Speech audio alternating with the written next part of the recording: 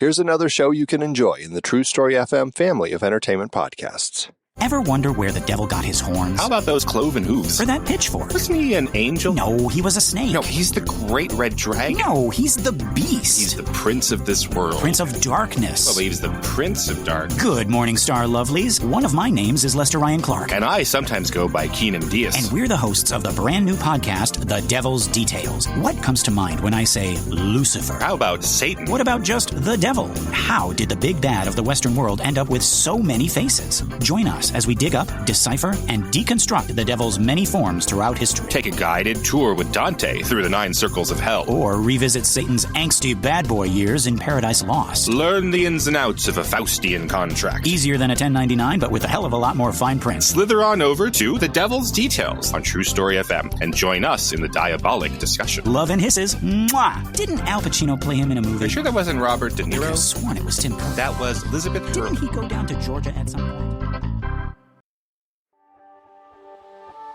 Hooked on you, baby, you're golden. Time moves, I never noticed. Just can't get enough. Got me wonderstruck. Hello, everybody, and welcome to Make Me a Nerd. I am Mandy Kaplan, a mainstream mom, and it is my mission to explore the world of nerd culture that I've been missing out on my whole life.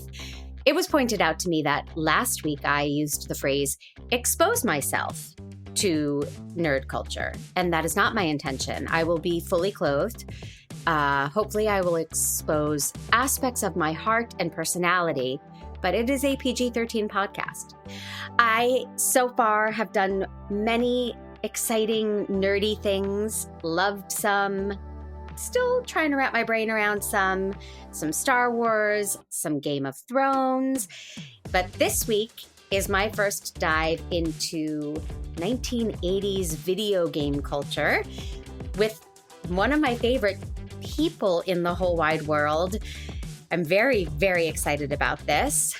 Zehra Fazal is a performer, a voiceover megastar, a musical theater genius who makes me look bad in my show Miscast periodically, and an all-around hero of mine. Ladies and gentlemen, please welcome Zehra Fazal. Mandy, hello. Thank you for having me. And I just want to say it's impossible to make you look bad. I've tried. All right, and we're done here. Thanks a lot. So I win. Zehra, I mean, I know you from our specific worlds of voiceover and musical theater, but can you tell the world who you are? Let's get your life story. Tell me about you. It all began on a stormy evening in 1984. No, gosh, I'm just a girl from the Midwest. I grew up in Indiana, and I'm the youngest of 4 siblings. So I would end up like consuming all of my older siblings' culture, the TV shows they watched, the games they played. And I just grew up loving these games we're going to talk about today and like absorbing all the best of the 80s and the 90s and the 2000s. Yes. But yeah, I worked as you an were actor. a fetus when this game came out. But before we get into what we're talking about, I would like to know about you, what you do for a living, what you tell, like generally. Forget we're on a podcast. Pretend we're on a first date. Go. Ooh, I'm a Virgo. I primarily make my living as a voice actor. I've had the really good fortune to work on a ton of animated series, video games, and I work in commercial voiceover as well as a little bit of on camera. And I just love getting to play in all of these different universes and, inhabit the world of characters. And one of my favorite things, I was just at a convention this past weekend, and I love making media for young people. And like hearing stories from young people and the young at heart about what kind of stories and passions they have, what kind of creativity they love. That just sets me on fire. Us nerd insiders call them cons. So you were cons. At a con. Did I say convention? You did. Wow. Yeah, you don't get paid by the syllable, Zehra. Are you comfortable telling some of your voiceover credits? Because I think people will be blown away at who they're listening. Oh my gosh. Well, I in terms of animated series, I play a lot of DC superheroes. I am the voice of Talia al Ghul for several Batman projects, the voice of Halo and Harper Row and several others in Young Justice. And I'm in Disney's Amphibia. My character, General Yunan, is quite popular amongst te youths. And in video game land, most recently, I was Wonder Woman in Suicide Squad Kill the Justice League. Yep. I'm the voice of the announcer in Apex Legends. I'm a player character in Destiny 2. I I really love what I do. understand about a third of the words you're saying. Like I heard Batman and I know that. Yeah, But yeah. ladies and gentlemen, we are talking with Wonder Woman right now. So when I asked you, do you want to do the podcast? I was thinking it would be a superhero thing because I know you're in that world as a voiceover artist, Yeah. but this sparked your excitement. Yeah. So before we get to it, you were saying you played the games your siblings played. What do you do now that's considered nerd culture? What shows are you watching, Oh or my gosh. what cons would you go to that you're not a guest of, but Yeah. as a visitor? I really wish there were a Bachelor Con. Is there a Bachelor Con? I'm a huge. I'm sure there are, but so you're a mainstream gal like me as well. Yes, I love reality TV. And because I can shut my brain off and not think about work. It's pure escapism. I love the Bachelor series, and I would totally nerd out over some of those people. I also really love, there's some really cool Chinese drama series that are coming over to the US. The Untamed is my favorite. Okay. And so it's essentially a love story between two men set in a magical Chinese fantasy history with magic and swords and longing looks at one another because of the censorship. They can't actually do anything overtly romantic. So it's all in the subtext. When it gets remade, it's just going to be so porny, and those swords are going to represent something else. In my I'm fantasy. here for it. I'm here for it. Okay, so a fantastical world is not new to you. You can get down with some of this. Oh yeah. Oh yeah. Let's tell everyone how we met. Oh because yeah. you and I have a longer history. Yeah. I met you. You came to see Miscast, correct? Yes, my dear friend Justine Huxley invited me to see Miscast and was like, "You should totally do this show. Let me connect you with Mandy." And we were off to the races. I also want to mention that your dear husband married a dear friend of my husband. Yes. And so that was another cool connection, that your husband officiated the wedding of mutual dear friends. I know. He gets around. He did the podcast last week. Oh, he did?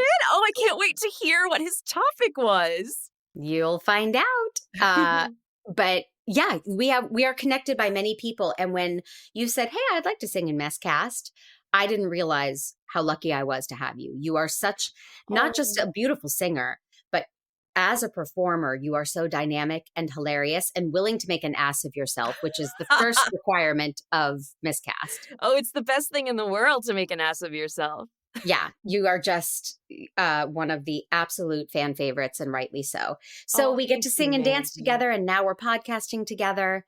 Let's bake together or something next. Oh my gosh, I would love to bake with you. I feel like you're a really good baker. I don't know, I'm just getting like really good chocolate chip cookie vibes from you. I do make very good chocolate chip cookies, but that's it. Other than that, I don't bake because it's too precise. I cook. Yeah. Where I can just throw stuff together and improvise. I prefer that. I'm with you 100%. Baking is more, you can't be creative. You got to kind of stick to the recipe within reason. There's like, you can throw in some extra things. But yeah, cooking is more my jam too. Maybe we should cook together. I would love that. Let's make that happen. We'll make our plans when we're not recording. Great. Because I was about to say, get your calendar out. Let's pick a night. Yeah, August 17th. Yeah. Yeah, probably not for everybody to hear. Okay, so you requested that I attempt to play Sierra Games' King's Quest for the Perils of Rosella. Did I say all the words? Yeah, you sure did. And you sent me the greatest email explaining, because I think you sensed I would need some hand holding, and I did. So not only did you say, here's a link to play the game online, but here's a link to the intro video. Yeah. And here's some tips for you that I very, Yep. very much needed and still failed a lot. But yeah, you gave me such a detailed layout that I really couldn't mess it up. So thank you. I'm so glad. And you know what? All of that came from memory because I've played this game so many gosh darn times over the years since I was, 7, watching my sisters play it, watching over their shoulder. Since then, I've played it all the way through at least 10 times. It's like my comfort food. I go back to play that game every I so get often it. when I just want to escape into Rosella's world.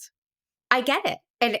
And the world itself, my first thought was, this looks like when Fred Savage is playing video games in Princess Bride. Uh-huh, uh-huh. And it's so, I mean, by our standards now, we look at that, it looks like Pong. It's Right. just so old fashioned and Right. simplistic. And that's what this is. Totally. And there's no joystick.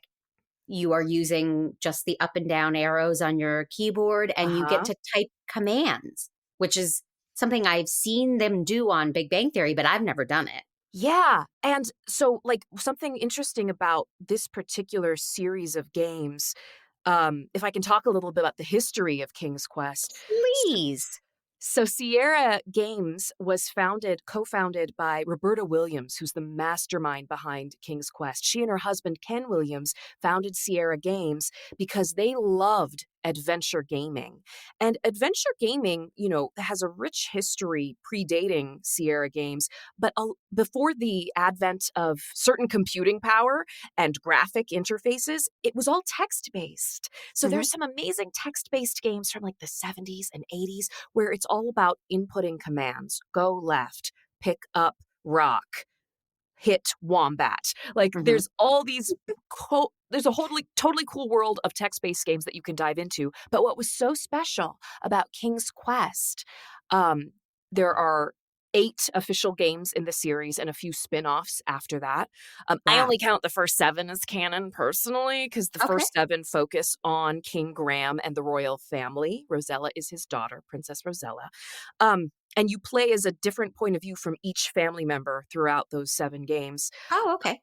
But the first King's Quest is even more text heavy and graphic light. But by the time you get to game 7, it's like a fully animated movie. It looks like a Disney movie from the 90s. Oh. And the text feature is gone and it's all point and click. Uh-huh. So King's Quest 4 for me is the sweet spot. The sweet where spot. Yes. The graphics are the best they will be for the text input. And that mix of graphics and text is something I really enjoy. Yes. Yeah. I enjoyed it when I didn't want to throw my computer in the river. The river in the game or the river in real life? In real life. I wanted to run over my computer with my car several times because I just kept hitting stumbling blocks, but we'll get there. So King's Quest, there's a little intro video, and it's this 8-minute lovely story. Rosella goes to see her dad. He, for some reason, throws a hat at her, and then he has a heart attack, and he goes to his bed and then the mirror talks to her and says, you might be able to save your father if you come to this fantasy land and find a fruit. Yes, a fruit of life. You did so well. I want to point out that the hat that Graham was throwing was his adventurer's cap. So the first 2 games are from King Graham's point of view. The third game is from a young boy who you later learn is the stolen away son of King Graham, Prince Alexander. And this game, King's Quest 4, picks up immediately after that game where King Graham is like, my son has been returned to me and my daughter. I will now throw my adventurer's cap and like one of you is going to be the heir of my adventures because I'm done. I'm happy here at home. And then he has a heart attack. Right. By the way, not dissimilar to Game of Thrones from what I've seen. Oh, fair comparison. Right? I mean, as you're talking, is it really the son? Is it not the son? It's the king. And yeah. Okay. And actually, on that note, in the third game, so you're Prince Alexander and you save Rosella from a dragon and it's so creepy, Mandy. There's a text that pops up and it's like, wow, you can hardly believe how beautiful she is. If she weren't your sister, you would want to kiss her. Like, So there's a little incest vibe going between Alexander and Rosella in game 3. Well, also Game of Thrones, also Exactly. Trumpian. Anyway, Oh, God. so I found that 8-minute video really, uh, I'm trying not to use the word delightful because I think I use it too much, but it was clear, it was fun, it moved the story, and I got it. But what I said was basically Genesta, who's the spirit in the mirror, Yes.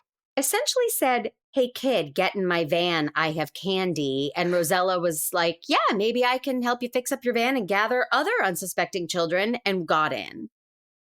I mean, I never thought of it that way, but yeah. It's like a kidnapping. And it's like, I'm going to hold you hostage here in this Right. land because, by the way, I'm dying too, and I need you to get this item for me to save me so you can save your father. Right. Yes. Yeah. Genesta's asking a lot. It is a really big ask. And Rosella sees Genesta and says, "Whoa, you're stunningly beautiful." But they look exactly the same. So easy, Rosella. Okay. In a way, Rosella is saving herself. It's an analogy. It's a beautiful metaphor for the inner work we need to do so we can be there for the people in our lives better. I think so. I think it's just good, clean fun. So then the credits roll, and yes, it was directed by a woman. I'm glad you explained who she was. I was thrilled to see that. And she's then iconic in gaming. Oh, okay. One of the pioneers of adventure gaming. Roberta Williams. That's her name. Okay, great. So Rosella is dropped on the seashore, and it's like off to the races. So I start toggling my little up and down and sideways arrows. You had warned me that you can die a lot and to save the game frequently. Yes. So I start walking through the forest, and I'm walking and I'm walking and I'm walking and I'm walking. And a half hour in, nothing has happened. I'm just walking. Okay. And yes. Yes. And whenever I type in pick up rock, it says you can't do that now. Okay. Okay. I mean, everything I thought, climb tree. You can't climb in that dress. I just was trying different things. Yeah. And my computer was telling me to F off so many times. That's when I texted you, full disclosure world. I was like, "Zehra, I need your help. I thought I could do this on my own, but I can't." It is very counterintuitive. And even when it came out, like adventure games are specifically known for, they would take weeks or months to complete because you'd be stuck on a puzzle for days, and then you would try something random or call the Sierra hotline for $6.95 a minute back in the day, which I did. Sorry, Mom and Dad. And it would give you a little hint that you would be like, how would I have thought of that on my own? Right. Yeah. Right. So, you had said that there were puzzles, and I am a puzzle nut. I love jigsaw puzzles, crossword puzzles. But when you're doing a crossword puzzle, there's a way to get the answer. Right? If you look at 4 down, then you fill in a letter, and that gives you a clue, and that makes progress. In this game, I felt like it was more random, and it was just try 10,000 things. Yeah. And then when one would work, the elation, the dopamine hit I would get when I said, look at bookshelf and pick up book. And it said, you can take this book of Shakespeare's works. And I was dancing around my kitchen. Yes. Because I got something. Yes. That was the first item that you were able to interact with and pick up and add to your inventory. Oh, look how judgy that is, Zehra. No, I'm asking. How many items did I miss? You were like, really, dumbass? That's the first one you got? You went all the way to the house first? Yes, you wouldn't be wrong. No. So my first one, after losing my mind, I stumbled upon a house. I went inside, and the dwarves were there. Oh, yes, the 7 Dwarfs house. Or did you go to the mine where they were working? They kept kicking me out of the mine. Okay, yes. They would not let me in the mine. But I did do something clean their fucking house. Yes! How did you figure out that was the thing to do? I'm just really smart, and I asked my husband. Amazing. Yeah. Come down because I was losing my mind. I just said, I can't do anything. I can't climb. I can't pick up a rock. I'm in this house. I don't know what to do. He said, type clean room.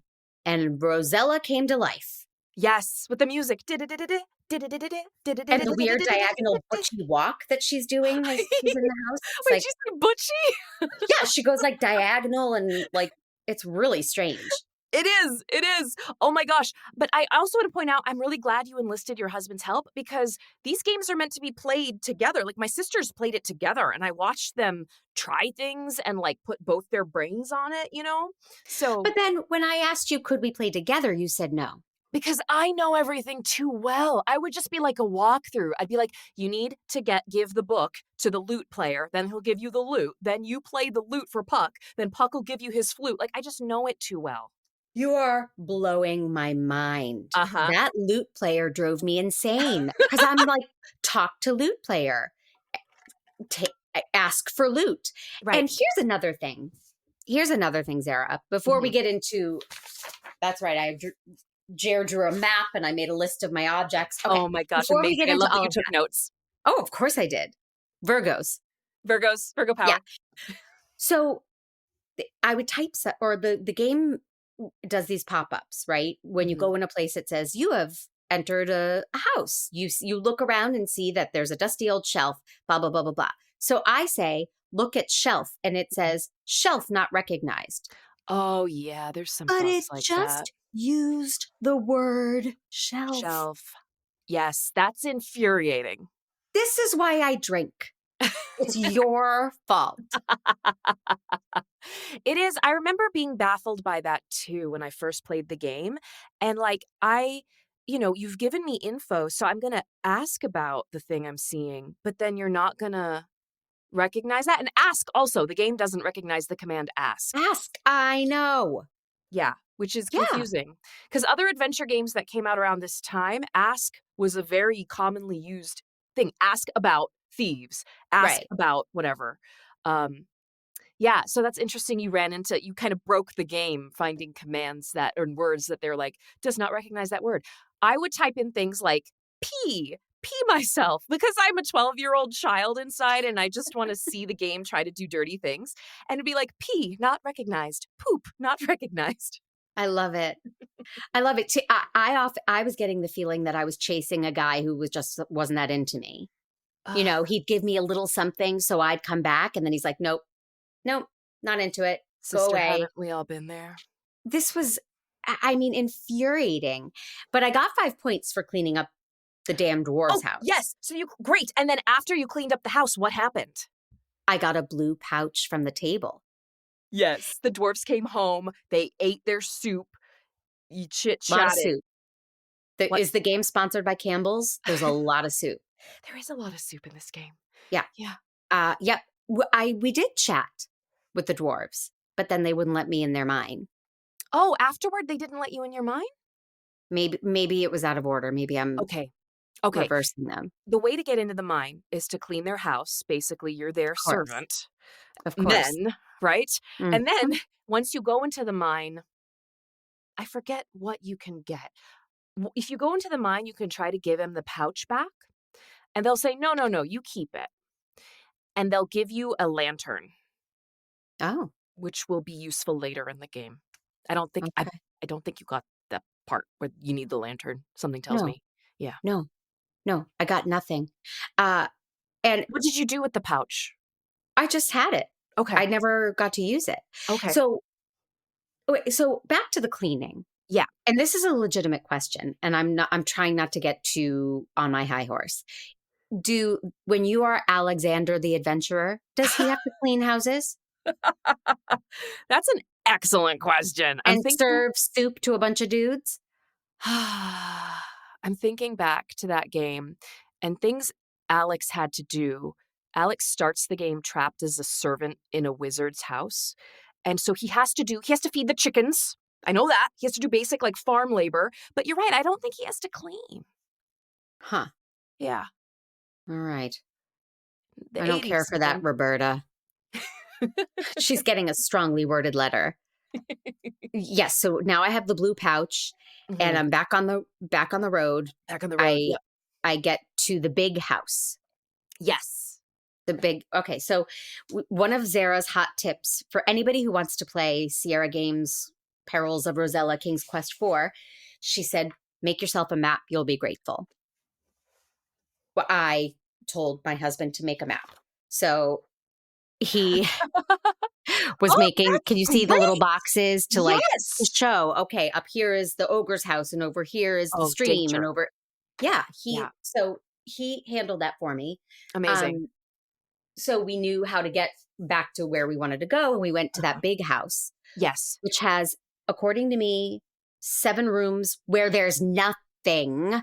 Mm-hmm. Is that accurate? No. Well, What did I miss in the house? We You looked didn't miss anything. You didn't everywhere. miss anything. I got want the to tell book. you that Yeah. the house has other things that occur later in the game.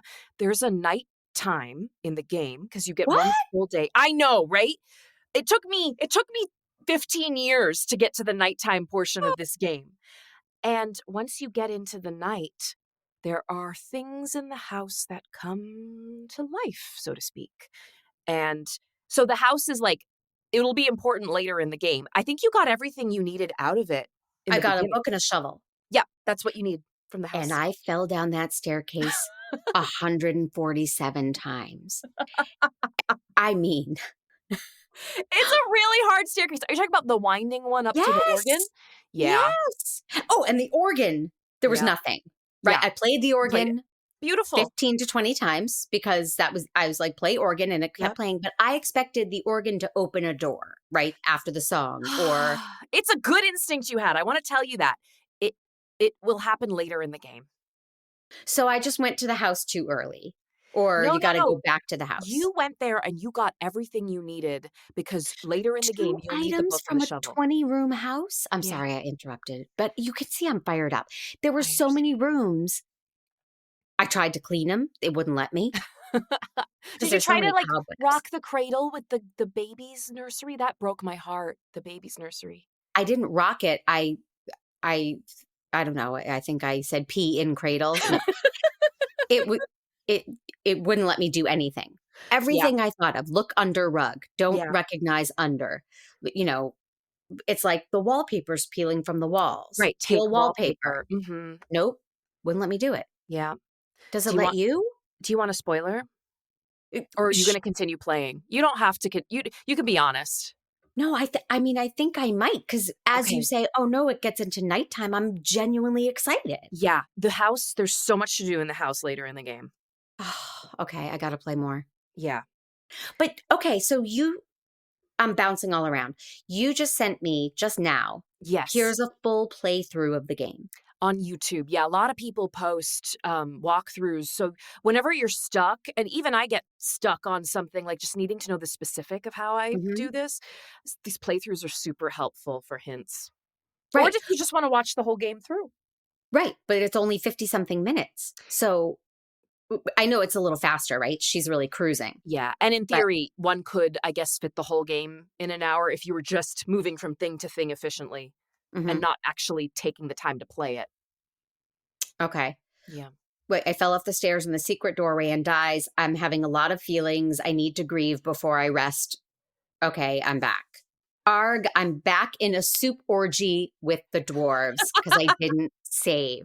So I left the dwarves, went to the house, made it all the way up the stairs, fell off the stairs, and went back to the dwarves' house. I'm so sorry. Was furious. That would drive me crazy. Yeah.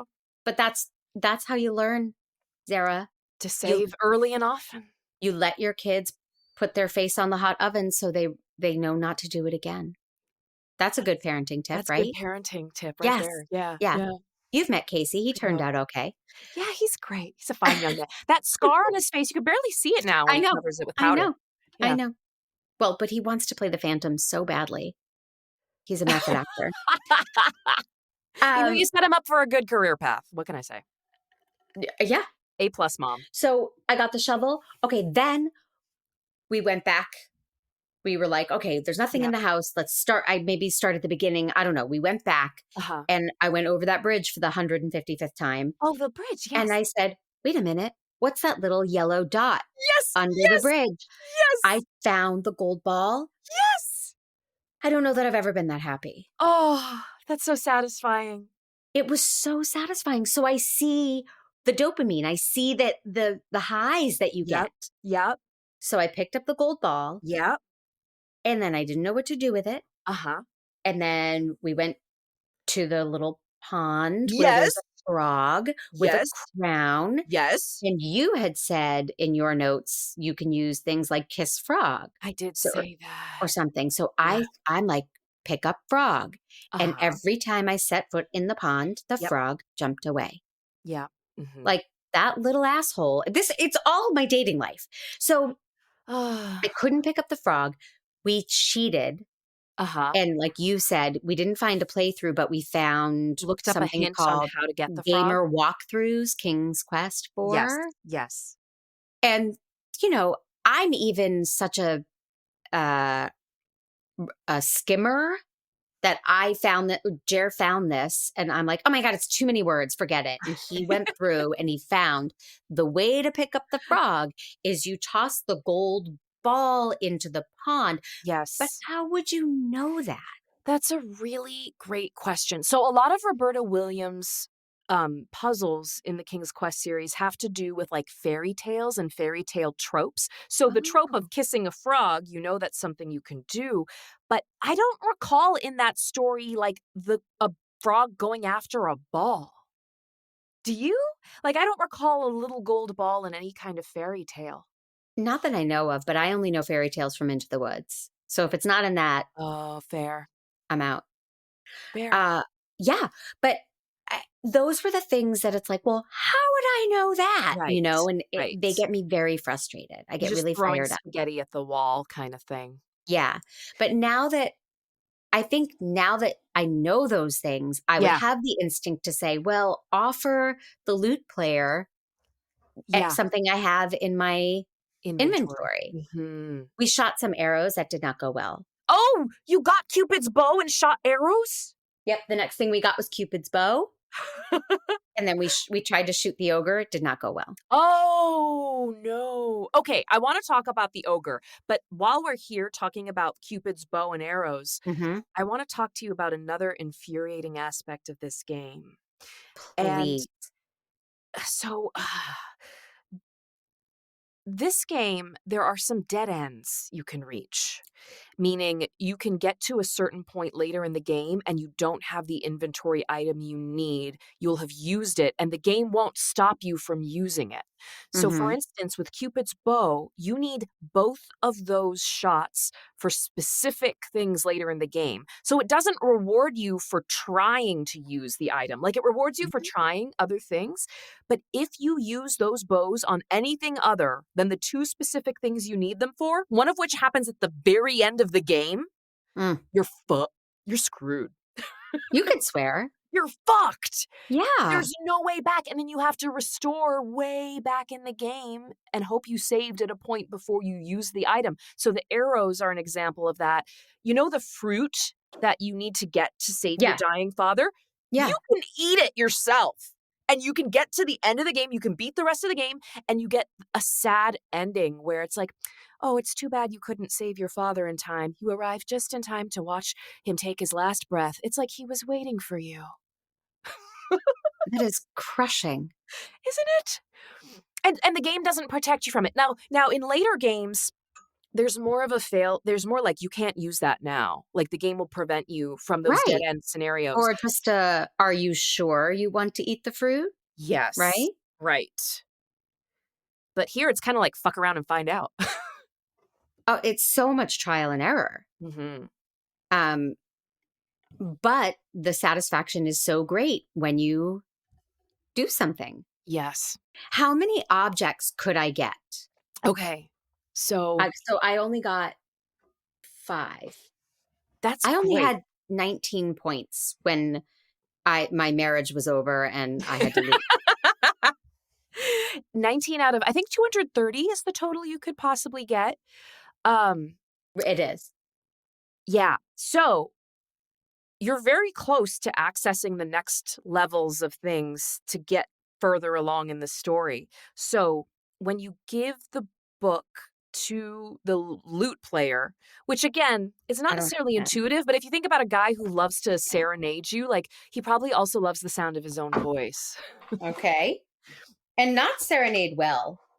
He's not No, very good, right? That they right. keep saying that. Rosella was very judgmental of his playing, and she herself is a musical virtuoso, as you found out with the organ. With the organ. Yeah. Yeah, that was thrilling. So you had did you end up kissing the frog? Did you end up getting Yeah, him? I got the crown. Okay, That's the okay, last thing I great. Did you try wearing the crown? got. I didn't.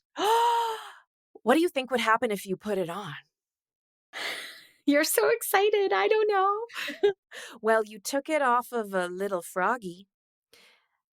Right. But then he walks away because he's a jerk. He's a jerk. This is about dating life. Oh my Right? God. The men in this game are horrible to Rosella, except one And then, oh, who you'll meet later. is it the ogre? Is it like a Beauty and the Beast situation? No, okay, the ogre is so freaking scary. Right. He Did he kill you? yes, kept kidnapping and killing me Yeah. over and and over and over. cooking you and yes, you'll be for dinner tonight, Rosella, or whatever the death message is. Yeah. No, he Yeah. was nice. That's an aspect of this game where like on certain screens, it'll trigger danger randomly and you won't know whether or not the ogre's going to get you, but you know you're not safe on those screens where he could potentially appear. Okay. I think one of the essential realizations I'm having is that hearing you describe this game is better than the actual game itself. And I'm not bullshitting you. When you described it, you were like, it's puzzles and it's, cracking the codes and intuitive and you get to type and you made it sound great. And even now when you're like, there's danger, the danger is just this frustrating screen where this ogre comes and hits you and you're dead over and over and over, or you can't get up a staircase over and over and over and over. But when you describe it with your incredible, sexy voiceover voice, it sounds really exciting. You know why that is, I think? Like, I played this game when I was 7, 8 years old for the first time. Right. So for me, the idea of this, and we didn't have quality graphics. This was the highest quality graphics you could get at the time. Right. So the idea of this ogre randomly appearing and this da-na-na music playing was terrifying. And just like imagining yourself being dragged he drags Rosella by her pigtail braids into his stew pot.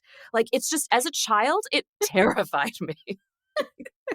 So I think what you're hearing is like those inner child feelings coming out and being like, oh my God, like I'm trying to delicately walk up the staircase, but oh, I died. Like it's horrifying.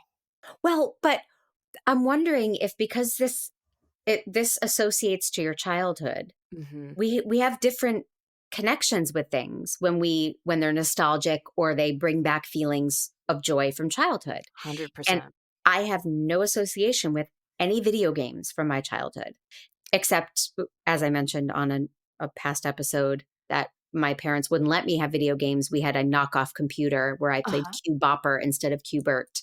But you're too young to know Cubert. No, but that sounds delightful. It was just a knockoff of Cubert, which all my friends had. But I really didn't play video games, really didn't read sci-fi fantasy, really didn't watch these movies or do any of this stuff. So coming at it fresh as an adult, there's no nostalgia. There's no happy memories from, I used to play with my friends, right? Yeah. It's only a frustration.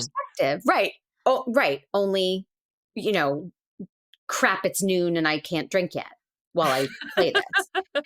But I think I'm realizing that about a lot of this stuff. And one of the things I really liked in a past episode, I watched the TV show Supernatural. I don't know if you're a fan, but that's not from childhood.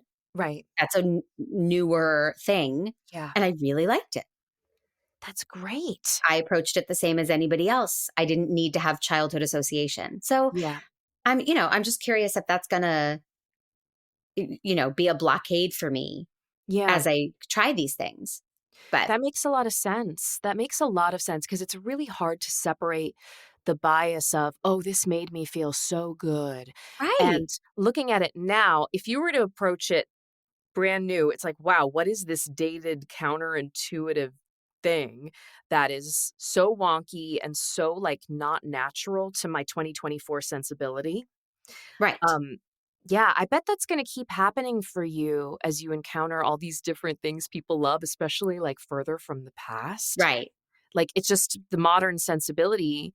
And, as an adult woman approaching it for the first time, yeah, Mhm. that totally makes sense that you're gonna have new insights to all these things that never occurred Right. to the people because we're too close. We're too Right. old. Your 8-year-old you wasn't thinking, you know, about your association with the game.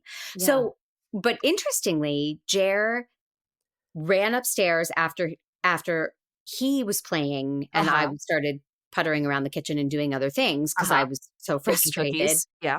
Yeah, and exactly. And he is so much more patient. And Mm. he's so good about, nope, we'll get there. We just have to try the staircase again. We have to try it again. That's his mentality. What a great And man. he's a wonderful man. And my nickname in the house is Bam Bam because I'm like, no, burn my computer, and I just want to bam bam everything.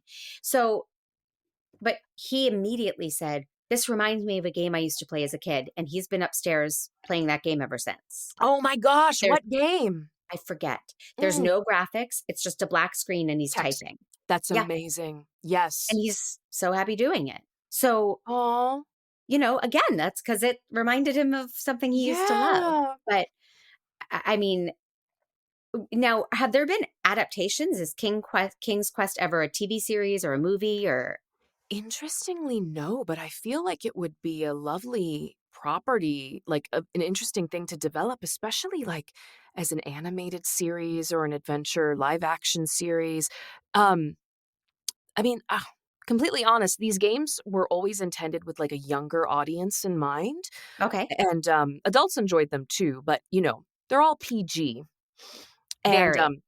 unlike But some of Sierra Games' other offerings, there's a series called Leisure Suit Larry, which is popularly X-rated, um, hello. which is very fun. Imagine you're doing everything in Perils of Rosella, but you're like a guy at a nightclub who's trying to get some. Like, that's literally the point of the game. Okay, or Tuesday night for me, whatever.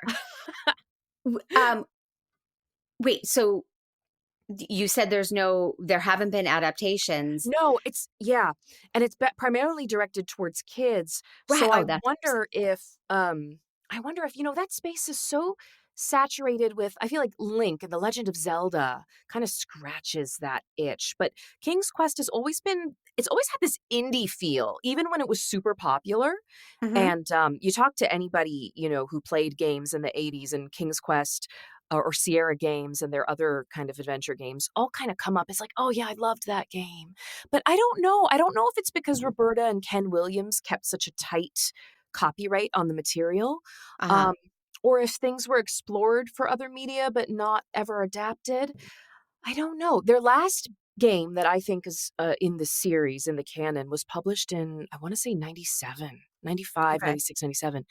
And that was, like I said, the closest thing to like a Disney feature animated film. And that game Right. is amazing because that's the next. So you play as Rosella in game 4. In game 5, you play as King Graham. In game 6, you're Alexander again.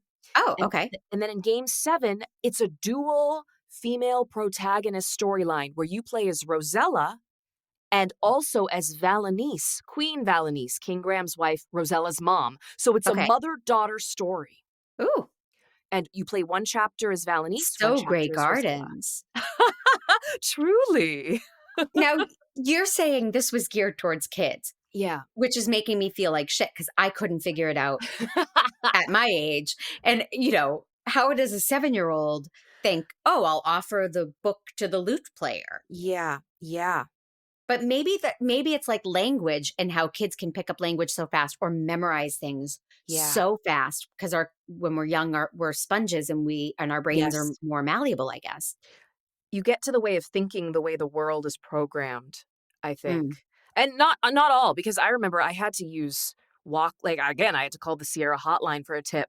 Oh, which brings me to my big question. Yes. Did you get to the whale? No. Okay. The whale is legitimately the part of the game that angers me the most. Okay. Because I'll tell you why, Mandy. Please tell me why. At a certain point in the game, you're swimming in the ocean. And if you swim far enough, you end up on Genesta's island. And Oh. you can see Genesta in her bed sick. Oh. And on that island, you need to pick up a peacock feather. And then Of on your course. way, of course, because, something everybody wants to have. Right. On your way back from the island, the game triggers an interaction where a whale swallows you. And this is a Jonah and the whale. Jonah and the whale. So you Yes. now have a timed sequence where you need to figure out how to escape from the whale. You tickle it with the peacock feather. Yes, so smart.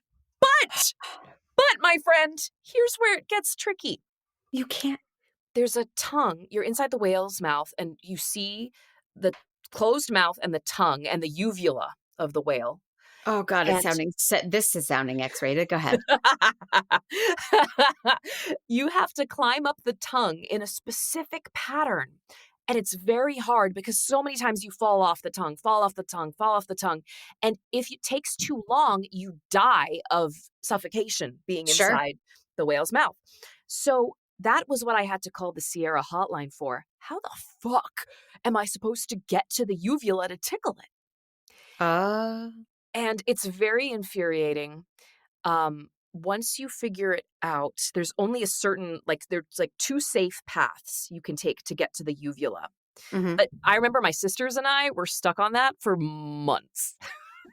See, yeah, but that's part of the fun, I think, is, if you're with your friends and or your sisters and, it's a joint effort and we got to keep trying. Try this. Yeah. No, I tried that last time. And so I'm glad Jer sat with me for a lot of this because Yes. alone, I would have not been able to celebrate finding the gold ball, Yeah. but he was there to witness my triumph. I'm so glad you saw that pixel because it's really just one yellow pixel under the bridge. Tiny, That right? they want you to pay attention to versus other things look like, oh, this looks like prominence, like something I should be able to interact with. And it's like, you can't do that right now. No, I mean, don't even say that phrase to me. It's triggering. I'm sorry. I'm so sorry. Everything I wanted to do, you can't do that now. Is like, well, can I do it at some point? Right. Or, Right. oh, Yeah. she is a fickle, fickle mistress. I'm really glad you didn't get to the whale because then I don't feel like you'd be talking to me. I feel like you would be. I might not. Yeah. I you'd might still so be stuck pissed. in the fucking whale. Right? I mean, you never know. I Yeah. could just be stuck in there. You could be. Are there any other points? Can you believe our time is coming to an end Oh my goodness. here on Make Me a Nerd? Are there any other discussion points or topics? Yeah. Related to this game. Yeah. I feel like the story of this game is really beautiful because it's the first game in the series again where you're from a female point of view, Mhm. Princess Rosella. And as infuriating as the 80s sexism is at times, it's still really cool to literally go on a heroine's journey and to see a woman in a dress. Like she's a princess, but she's been disguised by the fairy. So she As a looks like peasant. a peasant girl. Mhm. And I just love all these reminders that she's a woman interacting in the world. Mhm. Like later in the game, you'll meet. Did you ever get to the witch castle? I don't think so. Okay. The castle of the big bad in the game is an evil witch named Okay. Lolote. She has Genesta's talisman. Oh, yes. Yeah, we went to a torture chamber Yes, you were in with the some cell. skeletons. Yeah. And she was like, my son Edgar has taken a liking to you, so I've decided to spare your life. Yes. And it's so cute, the animation of the man in the background. His skin is green. It changes slowly to pink. And he kind of shrugs when she mentions Edgar comes into play later in the game. And so I don't know, as a young woman playing the game, I just felt like, oh, she's like me and she's finding a little romance, finding a little, a little menial labor. Right. Things a woman aspires to do. Yes, a little domestication. Yeah. This is a strange analogy, but I got frustrated when I said climb the tree and it said you can't in that dress. Right. Or, climb up on that rock. You can't in that dress. Right. Well, I really left turn here, but I'm watching very old episodes of Top Chef. Oh, I don't know if you're a yeah. Top Chef I'm person. a huge Top Chef fan. Okay, so as am I. So one of the things they did in the season with Casey, it was, I think, the second season or the third Uh-huh. season, they told them they could go to a nightclub and they put them in a limo and they gave them shots of alcohol. Then when they got to the nightclub, they were like, They had to psych, you're cooking. Oh my gosh. And Casey and another chef whose name escapes me, I think Sarah, Uh-huh. called it demoralizing. And they said, look at us. We're in high heels Yeah. and tops that are revealing because we thought we were going to a club. Yeah. And the guys are in flat, comfortable shoes and pants Mhm. and button-down shirts. And it's a very unfair thing to ask of the women. And Yeah. Padma and Tom did not own it. They were just like, demoralizing. You're a chef. You should be ready to be a chef at all times. It's like, no, Oh my no. gosh. They have this unfair disadvantage Yeah. that Rosella has in the game. If you're playing as Alexander, I bet he could climb a tree at any point. Yeah. Yeah. And it's just a strange extra thing. We have to have kids. Right. We have to Right. menstruate. We have a lot that we have to do. Right. And we don't get the equality that a male character would get in a game like this. I love that. And it's sending, because again, this game was designed with a younger audience in mind. It's sending these these subconscious and overt messages to girls shouldn't do this. Right. Boys, it's fine, but for you, it's not. Gosh, that tears me up about Top Chef. And Well, it's like they you have have to do picked a everything lot. better if you're a woman. Do me a favor. I'm going to do my business and we're going to wrap this up. Can I keep you for 5 minutes and I'll release it as bonus content because there's totally. more to talk about Top Chef now Yes, that I sure. know you're a Top Chef fan. Okay, great. So here comes my business break. Make Me a Nerd is a production of True Story FM, engineering by the always incredible Pete Wright. The theme song is by Jane and the Boy. And if you are listening to this on Apple Podcasts, please leave a 5-star review and write a review. Reach out. Let me know what you think. Have you played King's Quest? Is this a part of your childhood? I want to hear from you. You can also get me on my Instagram, which is at Mandy_Kaplan_Clavens, both with Ks. And I have a membership, which is at makemeanerd.com. You click the join button and $5 a month gets you bonus content with Zehra Fazal, which I just tricked her into. And it gets you early access to ad-free episodes. So please join the membership and get more access and more content and help me to continue this journey that I'm on. Zehra, where can everybody find you? Hi, world. Well, if you'd like to see the adventures and perils of Zehra Fazal, you can follow me on Instagram at Zehra Fazal. That's where I'm most active these days. Okay. And it's Zehrafazal. Yep. Okay. And anything else you want to plug? Oh, gosh. The Doomies is a new series on Disney Plus that'll be coming out this fall. I play a character named Aunt Jenny. She's lovely. She runs a diner, and she's a very good cook. She's a very good chef.